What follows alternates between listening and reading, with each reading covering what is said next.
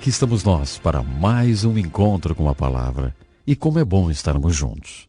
Uma das partes mais familiares do livro de Gênesis e também uma das mais controvertidas é encontrada no 3º capítulo de Gênesis. Decidi chamar essa parte de A Crise, como ela era e como ela é. Mas qual foi essa crise de antes e de hoje sobre a qual lemos no 3º capítulo de Gênesis? É a crise que a Bíblia chama de pecado. É a crise que todos nós enfrentamos todos os dias. Vamos agir à maneira de Deus ou à nossa própria maneira? O comentário que a Bíblia faz sobre a natureza humana, como ela era e como ela é o seguinte.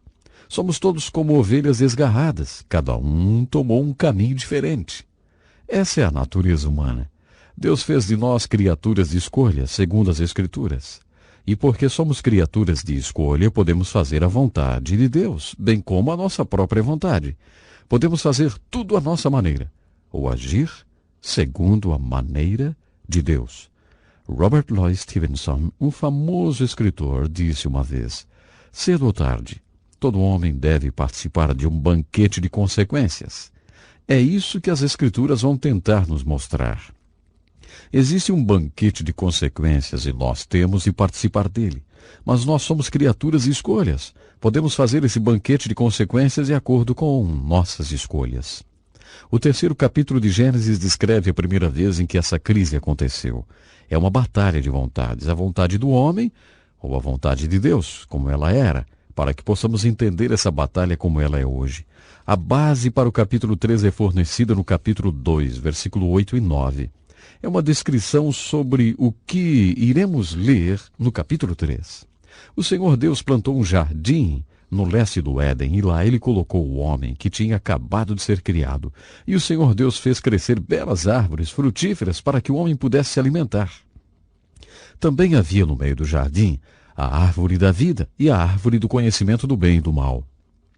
Uma das perguntas mais frequentes sobre esse assunto é: o que Adão e Eva fizeram no jardim do Éden? Se procurarmos a resposta no 3º capítulo de Gênesis, fazendo as perguntas o que está escrito mesmo, o que isso quer dizer, o que isso significa e o que isso significa para mim, ao contrário do que você possa ter ouvido, nenhuma maçã é mencionada no 3º capítulo de Gênesis. Não sei de onde tiramos a ideia de que eles comeram uma maçã. Como dissemos nas nossas lições sobre os capítulos 1 e 2, sobre a criação do homem e da mulher, quando Deus os uniu em uma união sexual, o que eles fizeram no capítulo 3 não foi um pecado sexual. Muita gente pensa que foi uma relação sexual. É até engraçado pensar nesse contexto. Mas o que aconteceu lá? Mais uma vez, temos um exemplo do princípio do estudo bíblico que eu compartilhei com você na introdução à Bíblia. Esse princípio diz o seguinte: um evento pode ser histórico e, sem perder sua historicidade, ele também pode ter significados alegóricos. Não fique com medo da palavra alegórico. Paulo diz em Gálatas 4, 22 a 24, Abraão teve 2 filhos. Isso é uma alegoria. Agora, isso é história, mas é também uma alegoria. Se procurarmos pela definição da palavra alegoria, encontraremos mais ou menos isso. Uma alegoria é uma história na qual as pessoas, lugares e coisas têm um outro significado, geralmente com algum tipo de instrução moral. É uma história na qual as pessoas, lugares e coisas têm um significado a mais, além do significado histórico ou óbvio. Nesse sentido, o que temos em Gênesis capítulo 3 é uma alegoria. E tem mais. Você já viu alguma árvore do conhecimento? Você conhece alguma árvore da vida? Você já ouviu uma voz caminhando? Ou já viu uma voz caminhando? Tudo isso são símbolos. No capítulo 3 do livro de Gênesis. Eles devem ser uma linguagem alegórica. O apóstolo Paulo disse, os judeus pedem um sinal. O que ele queria dizer com isso é que os judeus pensavam em uma bela linguagem de sinais ou figurada. É isso que o Apocalipse, o último livro da Bíblia, utiliza para mostrar todo o seu contexto. O Apocalipse é a mais bela linguagem figurada que você poderia imaginar. Em Gênesis capítulo 3, temos linguagem figurada. Essa linguagem figurada, ou essa alegoria, está transmitindo uma mensagem muito profunda sobre a crise como ela era, e especialmente sobre a crise como ela é. Em Gênesis capítulo 2, versículos 8 e 9, vemos que esse jardim criado por Deus para o homem satisfaria as necessidades do homem. O homem foi posto entre as árvores. Essas árvores são descritas deixando bem claro como elas satisfazem as necessidades do homem. Existe uma ordem de prioridade. Primeiramente, essas árvores deveriam satisfazer as necessidades dos olhos dos homens. Também deveriam satisfazer a necessidade do homem por comida e deveriam dar vida ao homem. Mas havia uma árvore chamada de árvore do conhecimento, e eles não tinham permissão para comer da fruta dessa árvore. É isso que aprendemos no capítulo 2, versículos 8 e 9 do livro de Gênesis. No capítulo 3, quando eles pecaram, ou quando eles decidiram seguir o seu próprio caminho fora da vontade de Deus, note que a ordem de prioridade sobre aquelas árvores fica confusa. Eles não colocaram os olhos em primeiro, o alimento em segundo e a vida em terceiro, sem o conhecimento. O que eles fizeram foi: primeiro eles colocaram a comida e depois os olhos e então o conhecimento, e nunca chegaram na vida, chegaram na morte. O que isso quer dizer alegoricamente? Eu acho que essa mensagem quer nos passar algo muito bonito.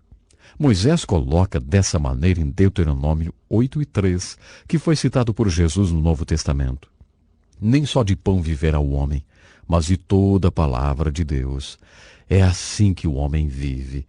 Esse versículo, Deuteronômio 8:3, que é citado em Mateus 4:4 e em outros lugares do Novo Testamento, nos fala sobre o propósito da palavra de Deus. É o propósito da palavra de Deus que o homem pode saber e aprender como viver. O homem não vive somente de pão ou indo atrás de suas necessidades, satisfazendo as suas vontades. Não é assim que um homem vive. Um homem, se realmente quiser viver, deve parar e dizer: Deus, o que o Senhor acha disso? Deus, o Senhor tem uma palavra para mim? O Senhor tem uma revelação para mim sobre como devo conduzir a minha vida? Então, quando Deus colocou o homem no jardim, ele disse: conheço todas as suas necessidades, acredite em mim. A sua maior necessidade é a minha revelação. Para ilustrar isso, faça de conta que você é um jovem chegando ao fim da adolescência.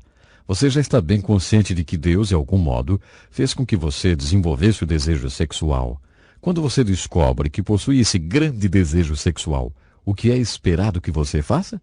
A filosofia de muitos jovens diz o seguinte: se isso lhe faz sentir bem, então faça. Satisfaça seu desejo. Saia e procure satisfazer esse desejo. Se você apenas procurar satisfazer esse desejo sexual de acordo com a Bíblia, você não estará vivendo. Você estará morrendo. A morte significa as consequências finais dessa procura. Mas se, como um jovem, você procurar por Deus e disser: Deus, você me fez sexual. Por favor, me mostre aonde o sexo se encaixa na sua palavra. Qual o propósito do sexo?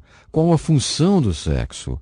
Mostre-me tua palavra a respeito desse desejo e eu ajustarei esse desejo de acordo com a tua palavra. Segundo as Escrituras, dessa forma você vai conseguir tudo. Você vai conseguir a maior de todas as alegrias, gratificações e satisfações possíveis de se conseguir com esse desejo sexual. A sua maior necessidade não é o sexo, mas a palavra de Deus, que lhe mostrará o que é o sexo, qual o lugar do sexo, qual o propósito e a função do sexo. É isso que é reportado no 3º capítulo de Gênesis. É assim que a crise era e é assim que a crise é. O humanismo diz que eu não preciso de uma revelação de Deus. Eu tenho minha mentalidade formada. Eu sei o que é bom para mim. Eu sei o que eu quero. Eu não preciso de uma revelação de Deus. Não diga: o Senhor é o meu pastor. Eu não sou uma ovelha. Eu não preciso de um pastor. Isso é o humanismo. Eu acredito que isto é pecado. Essa é a crise do pecado descrita em Gênesis capítulo 3. Quando Adão e Eva falharam em passar por essa crise positivamente, temos uma outra maravilhosa, linda verdade em Gênesis capítulo 3, como era e como é. Está escrito em Gênesis 3 que logo depois que eles caíram ou falharam em passar por essa crise, de acordo com a vontade de Deus, eles ouviram o som do Senhor andando no jardim no fim do dia. E Adão e sua esposa fugiram da presença de Deus, escondendo-se por entre as árvores do jardim. Então o Senhor Deus chamou por Adão, dizendo: onde você está? Então Adão disse: eu ouvi a sua voz no jardim e tive medo porque eu estava nu. Por isso eu me escondi. E Deus disse: quem te contou que você estava nu? Você comeu do fruto da árvore da qual havia ordenado que não comesse? Então Adão disse: A mulher que tu me deste me deu do fruto, e eu comi. E o Senhor Deus disse à mulher: O que fizeste, mulher? Novamente, em forma de alegoria, temos uma linda verdade mostrada de forma magnífica. Alguém disse uma vez que todas as religiões do mundo mostram a mesma coisa, o homem procurando Deus. Mas a revelação da verdade do cristianismo hebraico mostra o contrário, Deus procurando o homem, o que é uma grande diferença. Um escritor de hinos colocou dessa forma: Eu procurava o Senhor, mas depois descobri que Ele havia levado minha alma a procurar por Ele, porque Ele estava procurando por mim. Não fui eu que o encontrei, mas fui encontrado. Agora podemos entender o que está figurado em Gênesis capítulo 3, imediatamente após a queda do homem. Logo após a queda do homem, Deus aparece a procurar por ele. E quando Deus encontra o homem, ele faz essas perguntas: Onde você está? Quem te disse? O que você fez? Você comeu do fruto da árvore que eu tinha dito para não comer? Você não acha interessante que Deus tenha iniciado um diálogo com o homem usando perguntas? Você acha que Deus não conhece as respostas? Será que existe alguma informação que Deus não conheça? Por que o Criador faz perguntas à sua criatura? É claro que Deus fez aquelas perguntas por causa das coisas que o homem não sabia. Havia algumas coisas que o homem precisava saber. E para que o homem soubesse dessas coisas, Deus o fez pensar através dessas perguntas. É uma pena, mas já estamos no fim do programa. Mas antes eu gostaria de deixar uma tarefa para você. Imagine que Deus está fazendo a você essas mesmas perguntas encontradas no 3º capítulo de Gênesis. Acorde cedo e fique quieto por cerca de 1 hora. Enquanto estiver quieto, imagine a voz de Deus lhe perguntando: Ei, onde você está? Então responda do fundo do coração. Da mesma forma, ouvindo a voz de Deus, responda às outras perguntas. Ei, o que você fez? Você comeu daquela árvore? Quem te contou? Você está me ouvindo ou está ouvindo o mundo? Dessa mesma forma, comece um diálogo com Deus. No nosso próximo programa, continuaremos com essas grandes perguntas do nosso Deus. Até lá então. Este é um estudo escrito pelo Dr. Dick Woodward, na voz do pastor Edson Bruno.